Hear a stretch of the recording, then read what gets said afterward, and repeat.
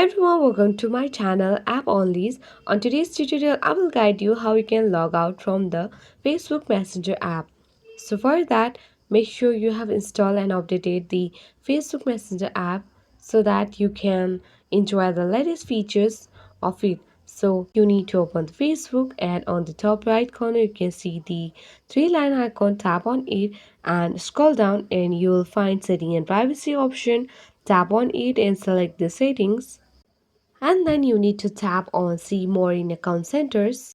Then you need to tap on password and security, where you can access to this page, and under the security checks you can find where you are login option. Tap on it and tap on this device.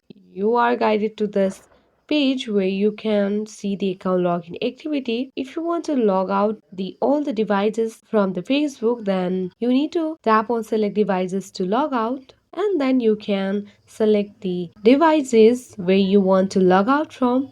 So tap on it and then you need to tap on the logout. After you tap on the logout, then you can easily be log out on the devices. So that's all it guys. If you find this video useful, then hit the like button and subscribe my channel for more tutorial videos.